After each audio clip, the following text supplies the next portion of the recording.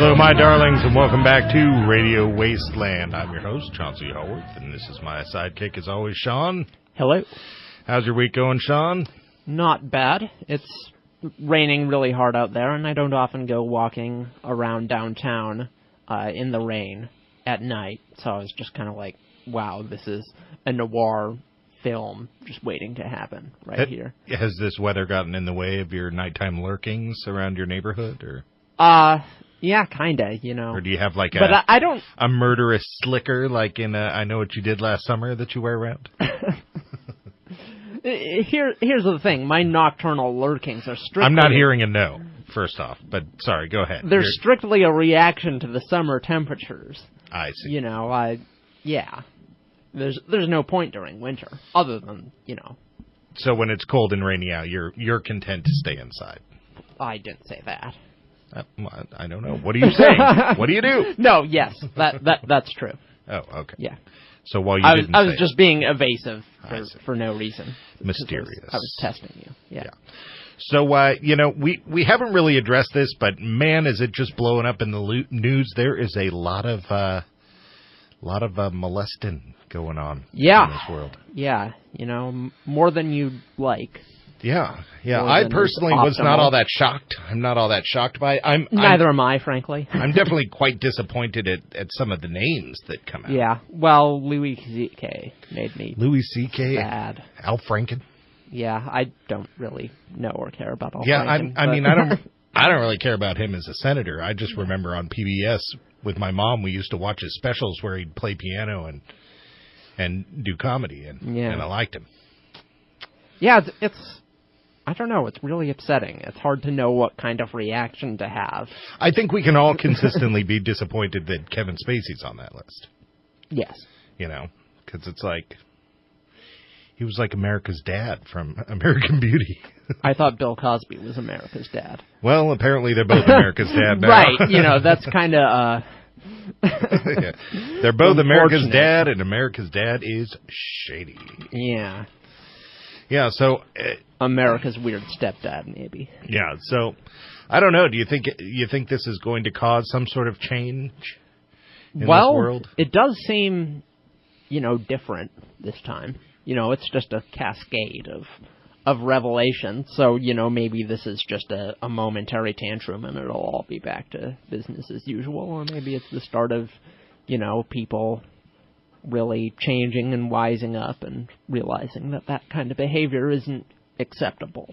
Yeah, unfortunately, there's another angle to bring in on that, and that is that people are shady in general, and so this can lead to a lot of sort of blackmailing, witch hunty sort of stuff. I'm not saying that the people who are being called out, that's going on now, but I mean, it's bound to start happening. Yeah, I mean, I think for most of these people we're looking at, it's like, you know, it's more than one person, right? Right. You know, it's typically a pattern of many different people at different places, different times, all of that kind of thing. Yeah, it's almost like there's this weird equation that money and power equals I can do whatever I want. I think that's exactly it, maybe. I also think that, you know, for most of, you know, the time that these people have been in the working world, it was just kind of like, oh, everyone's doing it. Yeah, you know? Totally. Yeah, totally. So it's like now it's unacceptable. I mean, it was always unacceptable. I'm just saying. Well, I think the argument could easily be made that it used to be acceptable. Yeah. You know? Well, I think in a lot of cases, these people would not have done anything so stupid if they... I think in a lot of cases, people are like, you know, they'll do as much as they can get away with. Yeah, fear is a great motivator. Yeah, I mean, that's horrible, because you'd think, like, you know, isn't there an altruistic part of people where they limit themselves and, you know, don't do things just because it's not a good thing to do, but no.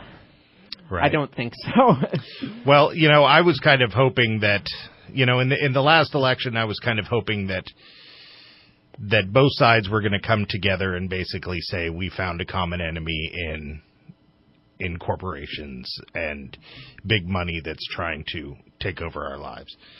You know, and here we're seeing a big situation of people with money and power exercising that power over other people.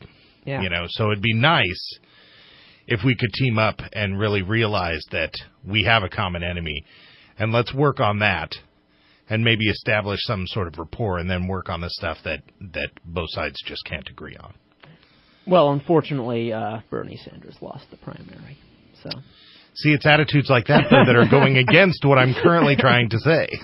Okay. Well, I really don't... Here's the thing. I think both parties, everyone along the spectrum is, like, in agreement that the world is ruled by an evil cabal bent on plundering it at the expense of the future of mankind for their own short-sighted gain. Right. We just disagree about who those people are. And we didn't even script our way around to this topic, did we? No, but I mean, it all comes back there. It does, because our guest tonight, it is a first-time topic for us. Yeah. And our guest tonight is Isaac Weishaupt, I think. Yes. I'm not sure if this is really his last name or if this is a play on Wise Up. No. Well, it's the founder of the Illuminati, the Bavarian Illuminati. His name was Adam Weishaupt. Same last name. Oh, so perfect. I don't know if this guy is like a distant relation, just trying to undo the work of his nefarious, undo the curse, or whether it's, just a funny coincidence, or whether he chose it for other reasons. Well, part of what he's talking about is occultism, so maybe he's trying to undo the curse. Yeah, maybe. That's freaky. So, maybe there is an Illuminati of these powerful... I don't know if personally I'm ready, maybe after this interview I'll be ready to put the name Illuminati on it. Right. I'm keeping an open mind here because, the Illuminati, they were a thing, though. They were a society in 17th century Bavaria or whatever it was. Mm-hmm. And they were, as far as I remember, they were kind of like a free-thinkers, Enlightenment, anti-religious kind of group. Mm-hmm. Who were going against the Catholic authorities in the area. I'm sure some of this will be corrected by our guest. And as far as I know, they kind of died out after that, but maybe not. Yeah, that's interesting, because that's really, that definition that you just gave it is not too big of a difference in definition from the Freemasons, is it? Well, as far as I know, the Freemasons were, avowedly religious, right? No, I don't think so. Okay.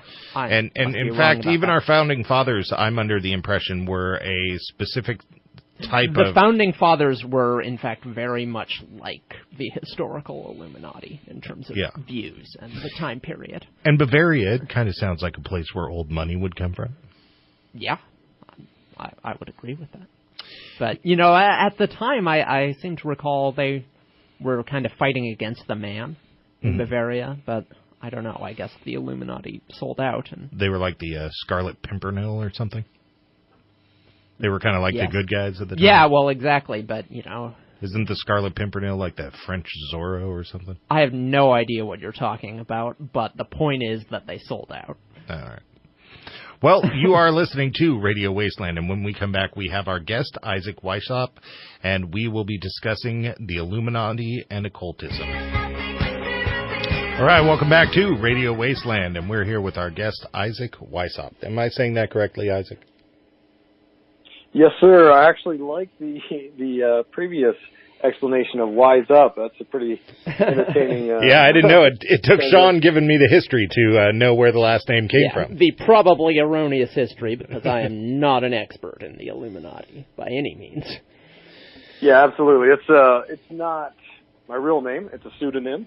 I use a pseudonym for various reasons. Obviously, the material I talk about is controversial, and people like Google want to say I'm a subversive, but I'm really just trying to explore these ideas and trying to make sense out of what's going on, because most people understand that there is something going on with our entertainment, and people want to call it the Illuminati or whatever. But the fact remains that there's a following of this and trying to understand what exactly is happening and where they are taking us.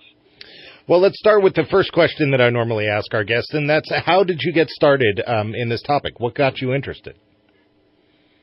Well, Okay, so I've had kind of a lifelong sort of obsession with these dark arts, so to speak. And I was raised in a household that was a sort of non-denominational Christian upbringing. I always had sort of a resistance to it. I found myself drawn to a lot of sort of death metal or gangster rap music, a lot of stuff that, the church told me I shouldn't be paying attention to. And it kind of followed me, it still follows me to this day, but like I always had this kind of obsession with it. And it didn't hit me until I started my website, IlluminatiWatcher.com.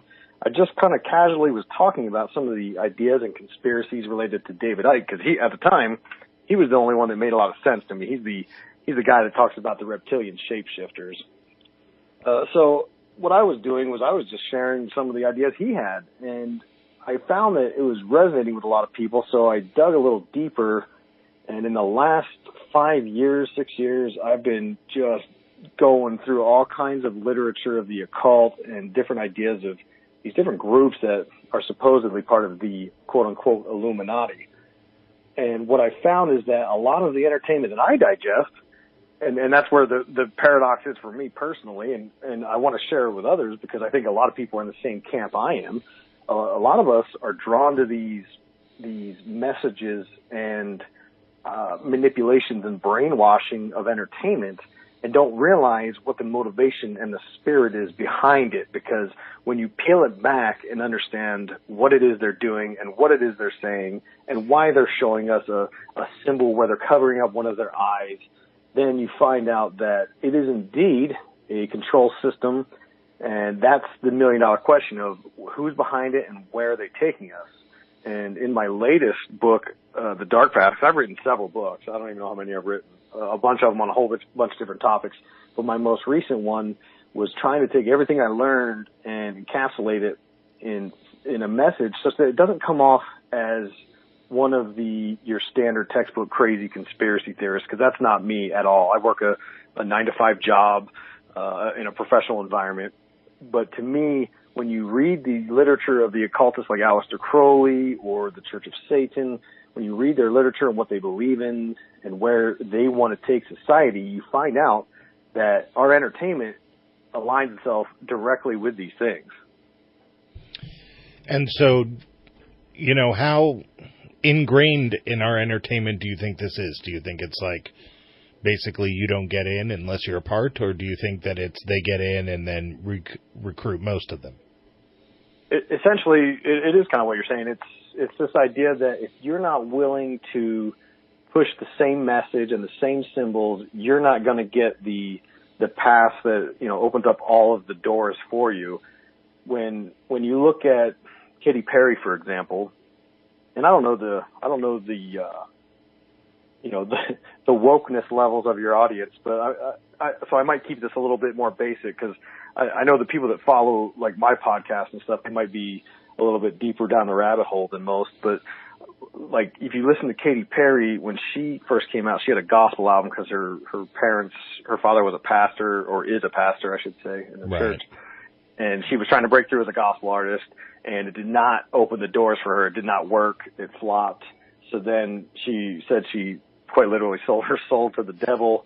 And then she had the breakout single of I Kissed a Girl, which, I want to put the disclaimer out there that I'm more liberal than most of the conspiracy community. Most of the conspiracy community seems to be very right-wing and very conservative and, kind of against the idea of supporting the LGBTQ community. And I'm not with that camp. Yeah, I get what you're saying, that it's not that a girl kissing a girl is the problem. It's that she made this 360 flip.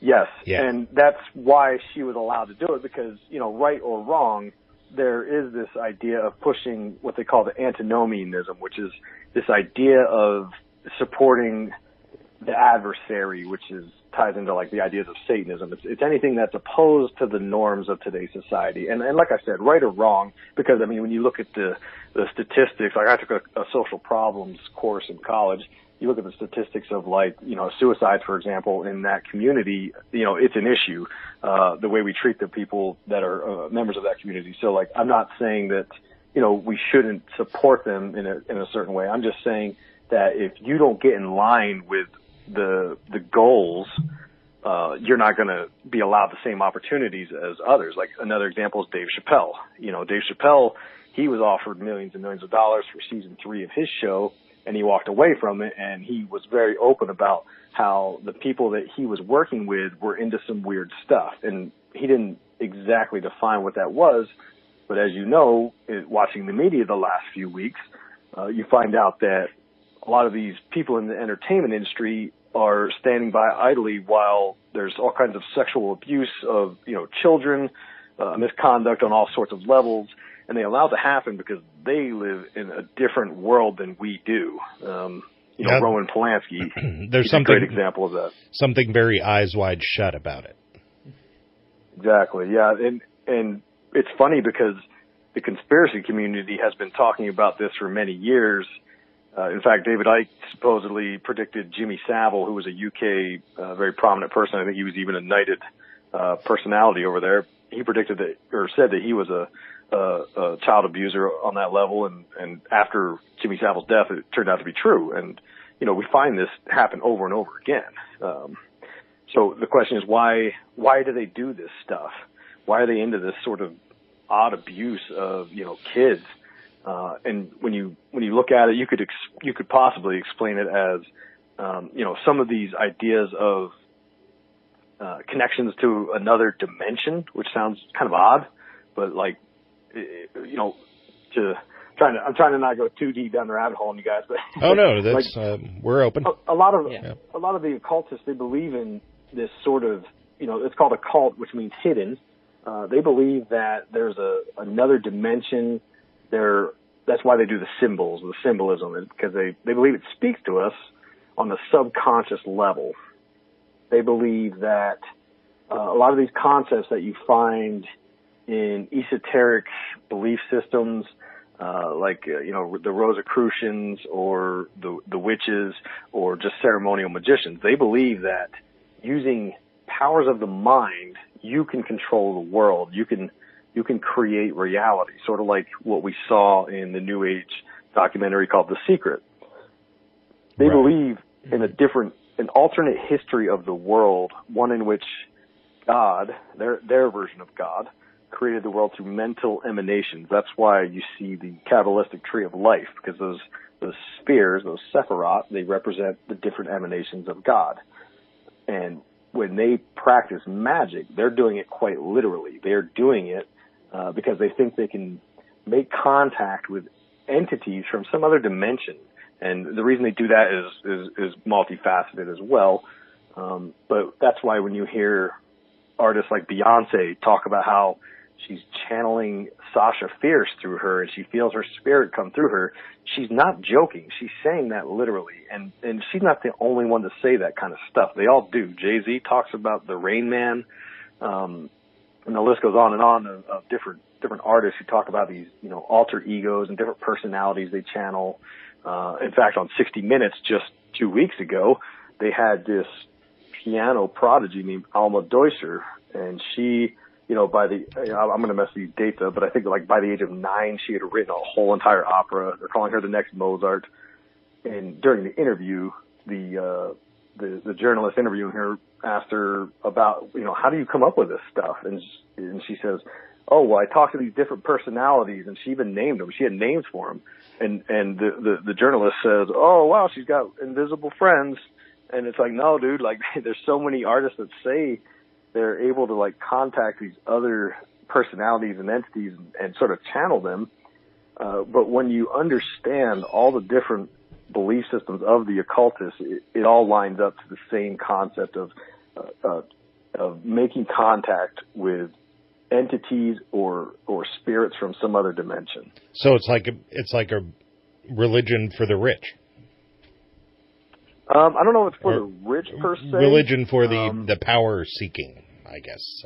Yeah, exactly. That's very true. I can't help but think that the control system is generally run by the elitists, the wealthy, because they've got people who aren't in that status of wealth. we're just trying to check, trying to make the house payment, Right. They've got a little bit more free time on their hands, and they feel like there's a higher calling for them. Well, let me cut you off right there. We're coming up onto our first commercial break, but I got a lot more questions for you. This is very interesting. You're listening to Isaac Weishaupt here on Radio Wasteland. All right, welcome back to Radio Wasteland and our guest, Isaac Weishaupt. So, Isaac, here's part of where my confusion on this topic lies, and that is the agenda. I'm a little confused as to if the...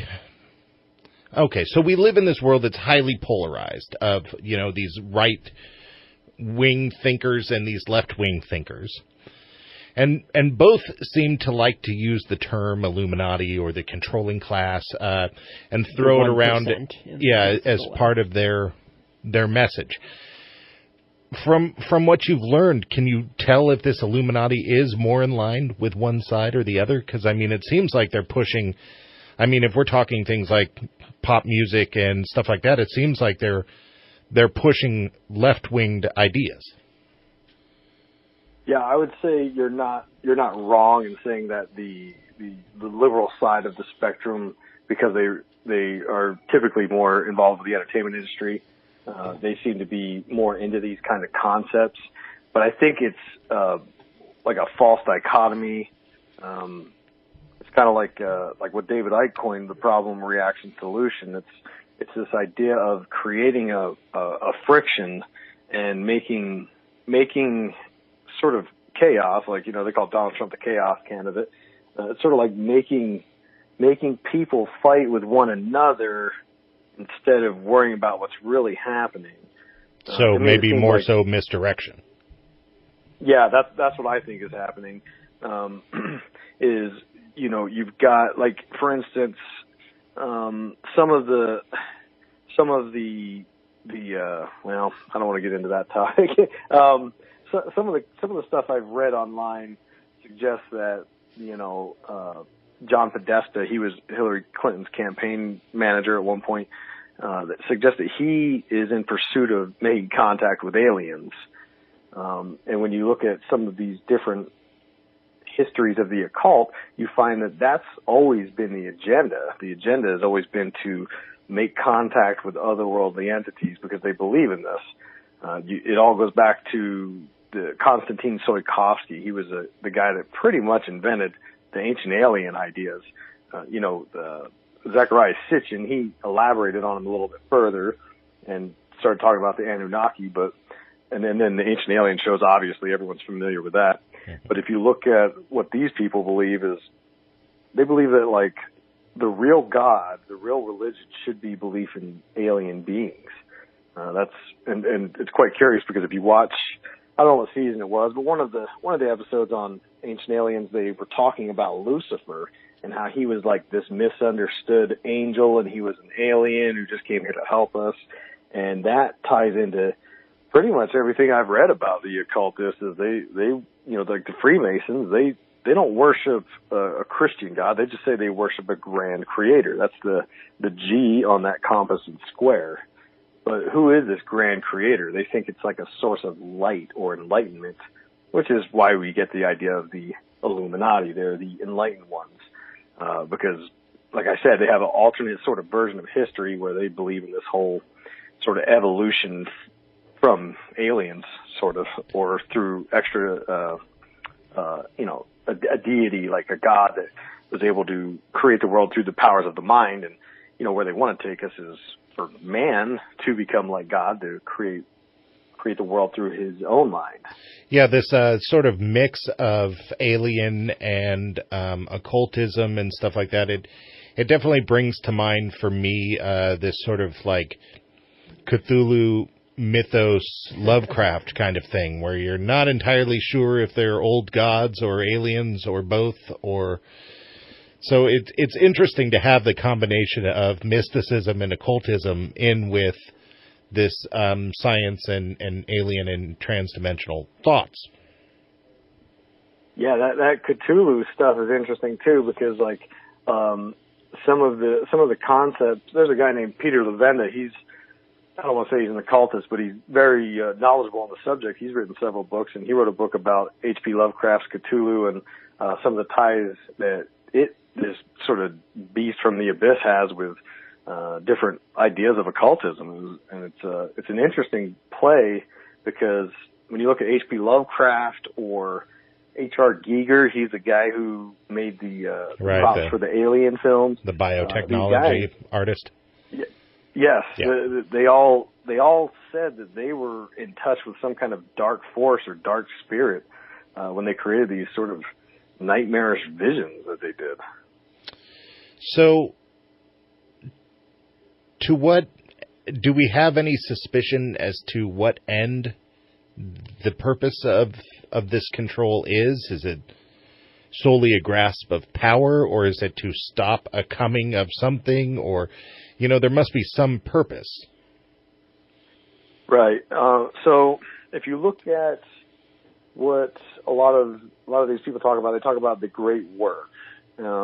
It's this idea that they feel like they're helping us, not to defend them, but I feel like they think they're helping enlighten the masses because they want all of us to become like gods, which is of no coincidence that that's what was promised to Eve in the Bible when the serpent approached her, was that they could make man like God.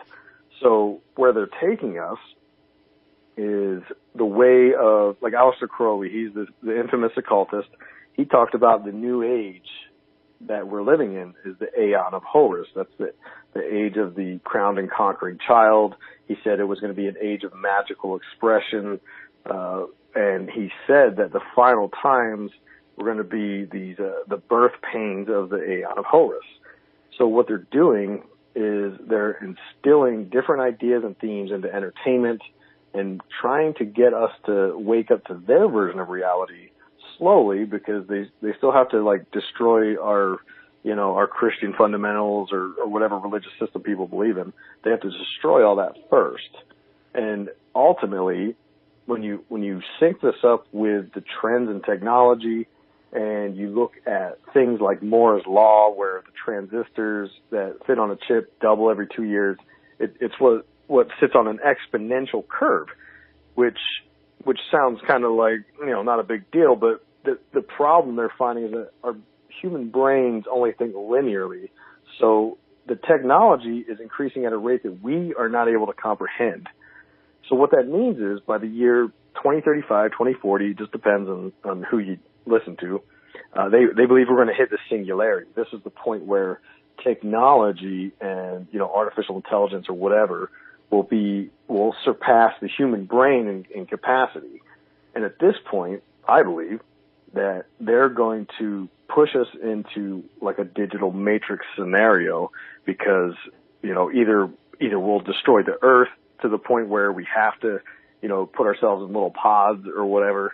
But the idea is they want to upload our consciousness into a digital format. And there's all kinds of supporting evidence for that, but that's essentially where they want to take us. Yeah, but still, to what end? I mean, it's solely like we're the sheep and they are trying to protect the flock, or, They want to make us immortal. So, if you read the sequels to Arthur C. Clarke, he's the one who wrote 2001: A Space Odyssey. I've read a lot of people, tons of Clarke. Yeah.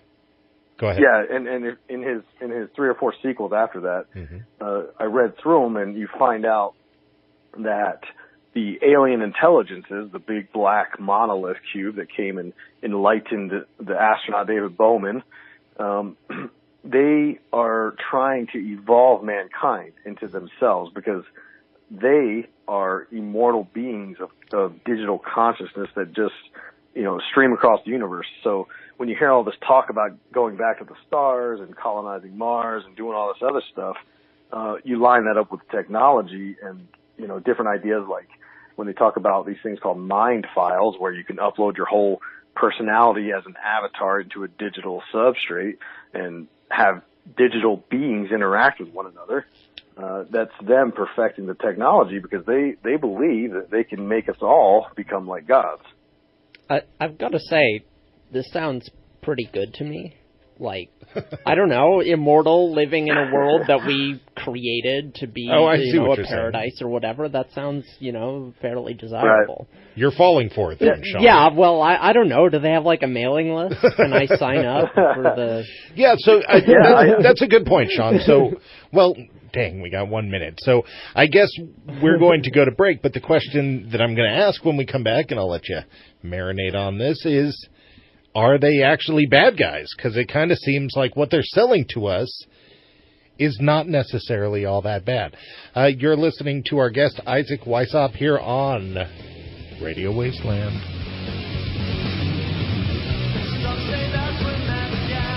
All right, welcome back to Radio Wasteland and our guest, Isaac Weishaupt, and we are talking about the Illuminati. And before we went to break, we raised the question because it seems like some of these things that they want to give us are not necessarily bad. So are they bad? Are they the enemy? Maybe you might consider that they're the enemy solely because they're trying to control us. But what do you think, Isaac? Are they the enemy? I think that's a great question, and that's kind of the aim that I have, is to take what the mainstream media tries to label conspiracy theorists as. And, because right now everyone dismisses conspiracy theorists, especially now with all the fake news thing. But I think we need to have an open dialogue about this, because before we know it, we're going to be faced with this choice. And look, I'm not above saying, yeah, that sounds great. I don't want to die. Like, I get that. I get that totally. But I think there's a more kind of philosophical basis behind this. Like, if you consider, is technology... things that are supposed to be connecting us, are they truly connecting us? You hang out with friends and go out to dinner, they're on their cell phones, and it's weird because they'd rather spend time looking at how other people are supposedly living on Facebook, when really Facebook's just more or less full of narcissists trying to pretend their lives are better than they are. I agree wholly and fully. Well, nobody's ever posting the bad times on Facebook. Nobody's all, hey, I fought with my wife until 3 a.m. on Facebook. It's like nobody's posting that. Well, some people are, but we hate those people. Yeah, we do bring hate us down. Yeah, totally. Sorry, go ahead. Yeah, like people want to live in sort of a fake version of reality, and I think that the Illuminati will craft a digital matrix such that it will be enticing. Now, what's the danger in this, right? Well, I believe, to have this sort of false immortality is to sort of give up this freedom of choice or free will, and it sort of denies the purpose and the experience of being a human and having relationships with other human beings. Because look, humans we're messy, we're full of faults, and God created us in His image, and allowing man to create us in man's image is a dangerous concept. They're right now, look at what they do with technology. They, Facebook and all these social medias and Google, they're all tracking every single thing that we all do, what we look at, what our preferences are, and they're building models and predicting our behaviors, and they're doing it for different reasons. Generally I would say it's to monetize and to, serve as ads that we click on that makes them money. But the end game I'm concerned with is us going into their digital matrix where they would have the complete control. I wouldn't go as far as to say that they'll be able to control us in our every move, but our behaviors and responses will definitely be predictable at this point. Another concept we can consider is, like, if you look at you go back in history, look at the Gnostics. These were sort of the occult version of Christianity. They believe that the world we live in is a prison, and they surely would subscribe to this idea of having a digital matrix where we can escape off this, this torturous planet that they believe we live in.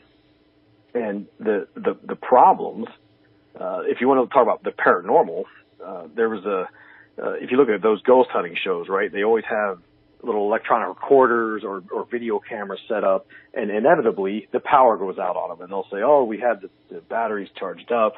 But the idea here is that, invisible forces from another dimension, they are able to manipulate electronics. So, like, do we want to all have our souls trapped in a system of electronics when we don't really understand the paranormal and what it can do? like who's to say that they don't, unplug us once all the souls get put into this matrix?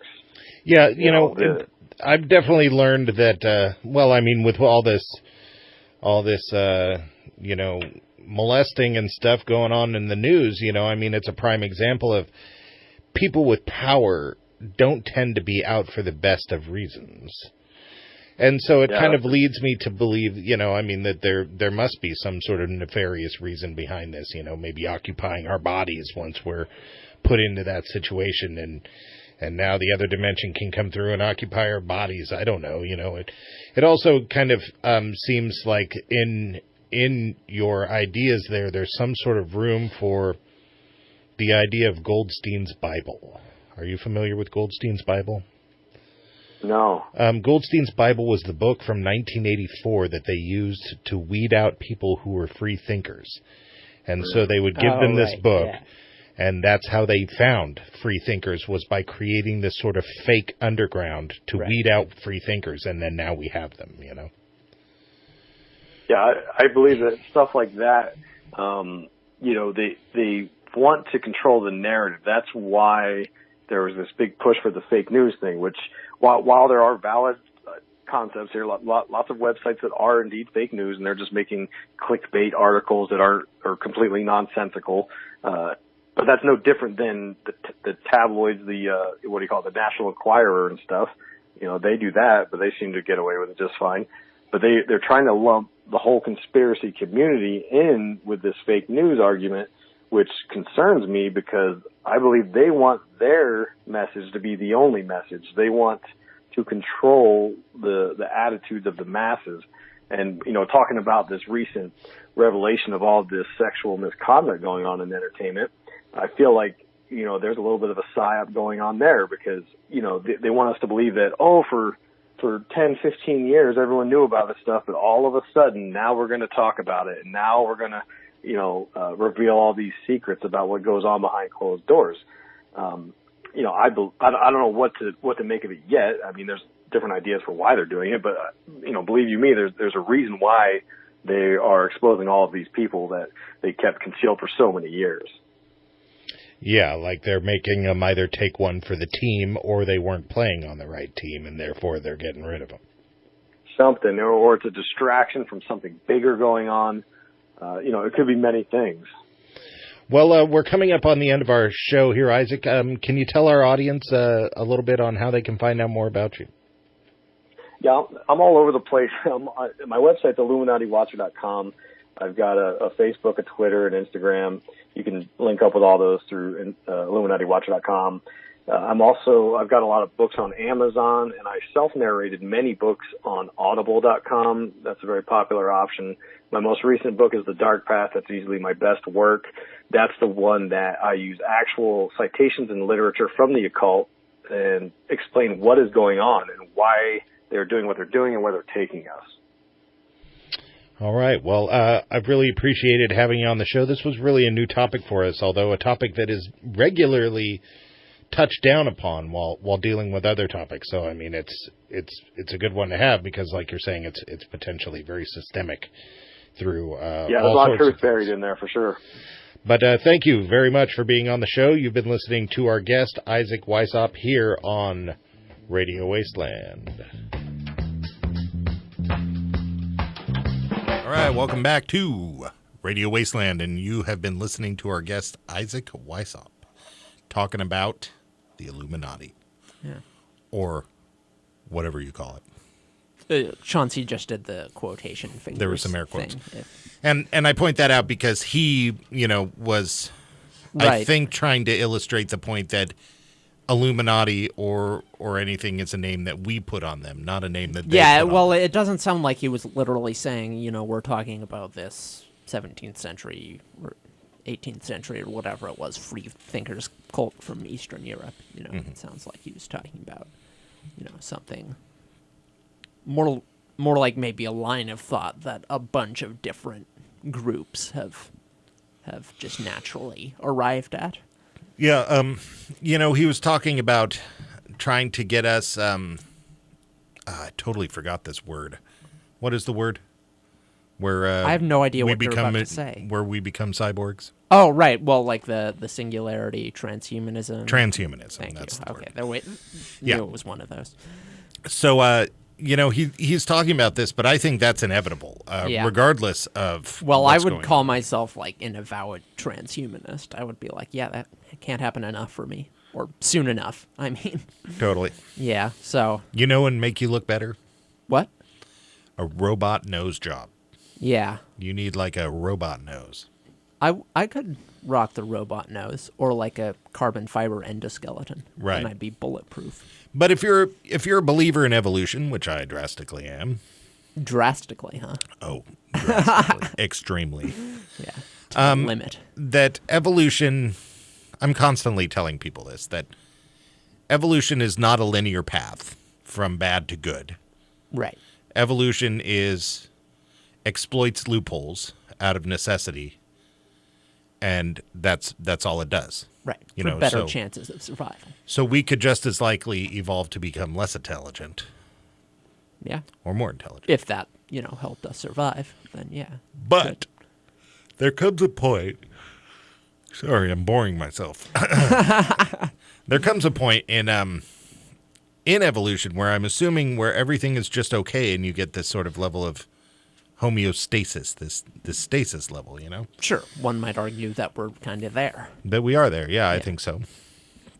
Although we are getting a little taller and less hair. Sure, we are, but a lot of that's like if you took a baby from, a few thousand years ago and time traveled it up to here and gave it the kind of diet and attention that we have today, chances are, it would look similar. How tall are you? I am 5'11". You're 5'11"? I thought you were taller, but that's probably because you're so... 5'11" and, some decimals. It's probably because you're thin, though. Right, exactly. That I view you as being so tall. Yeah.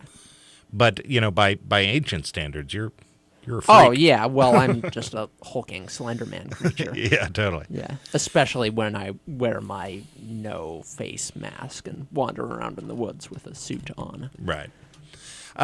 But I think that our next evolution is going to be cybernetics. That is where we're going, no matter what. I agree, and I think it's kind of funny that he's talking to two people who are like, "Yeah, we're on board with the Illuminati's agenda here," and as it turns out, we're in control of this particular radio station. So, yeah, well, Joe, the producer of our show, he has this theory that United Nations and stuff like that is the sort of manipulative, controlling factor trying to basically turn us into a non-combative world where everybody is taken care of and therefore does nothing to progress or change the status quo.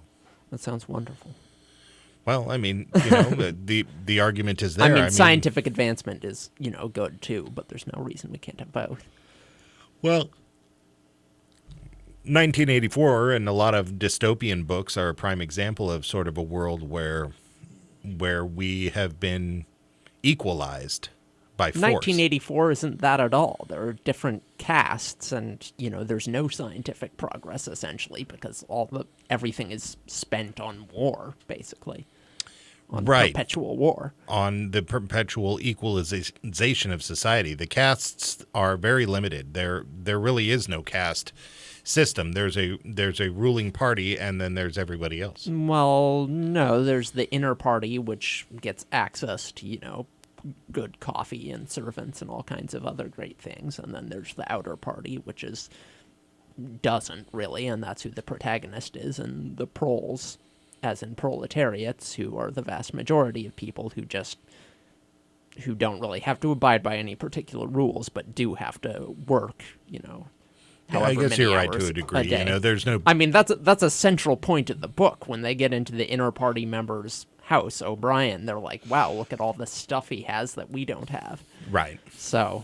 And then even Winston when Winston and Julia go into, I think her name was Julia, the sort of Priol slums, right, and see that it's even worse there for them. Right. Exactly. And so I guess this kind of fits into what he's saying by controlling people, supposedly in, I think a better analog is Brave New World. That's with Aldous Huxley, and everyone just kind of whiles away their time in endless entertainment because, there's nothing really to do. Yeah, the dystopian novel that I think we're really heading towards, and it's a little more fantasy, so people maybe have a harder time connecting to it, but I think it's Fahrenheit 451. Oh, yeah. Yeah, I would agree with that, actually. Where consumerism still exists. Right. And where and it drives us to burn books. Yeah, and books were outlawed by democracy. Books were outlawed by the vote. By popular demand, we will no longer have new ideas. Right, They are worrying. Right. So what do you think? You think there is an Illuminati? I think it depends on how you define it. Do I think there's, 100 or so bald dudes in a room, deciding this is what will go viral on YouTube in the next week? No, I don't. Well, if there's any truth to this Russian situation, it's a prime example that there is some of that going on. I think it's less organized, but still, I think people who have similar beliefs tend to flock together. I mean, I think you could chalk this all up to that, really. What he was talking about is Hollywood tends to be secular and iconoclastic. Obviously they're going to be bashing religion a lot. I don't think there's a controlling force that's doing that. I think it's kind of that's the culture of the place, and that's what they end up doing. Well, let me start this here. Do you believe in the occult? Do I believe, occult practices exist, or do I believe that there's some, level of truth? Do you believe that they work? That any of them work? Maybe.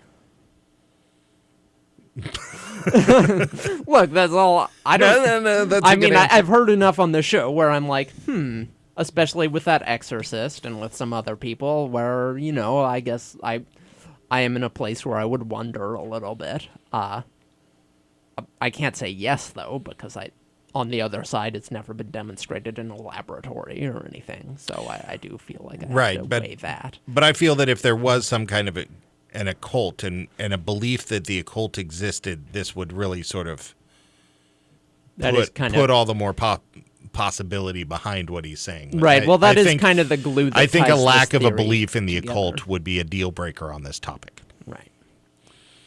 And personally, I want to believe in the occult. I really do. I know it's horrible. I think you're kind of with me, well, I mean, I do spend probably more time than the average person who doesn't believe in the occult, practicing occult rituals. So, I mean, given that. Okay, we're going off topic here, and I want to go off topic. Where do you find these occult rituals? Oh, for the most part, I make them up, or I adapt things that I find on the internet. Though, if you type, occult rituals into the internet, you'll find a zillion web pages full of stuff. And, they're all generally the same. It's, you put out some candles and read an incantation or whatever, and, maybe spill some blood or something. It's like... the usual. Right. You can kind of...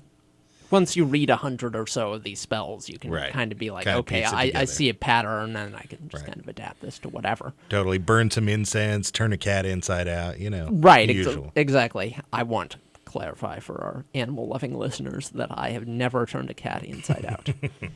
So, when I was little, I was way obsessed with the same cats. Things that I was obsessed with now. And Ghostbusters, they were always talking about Tobin's Spirit Guide, and they had these books that they would reference. Right. And other than the Egyptian Book of the Dead, I don't think any of these books exist. I mean, of course, Tobin's Spirit Guide doesn't exist, but right. I'm just always curious, are there ancient books of forbidden knowledge? Yeah, well, they're not. Some of the oldest pieces of writing we have are spells. In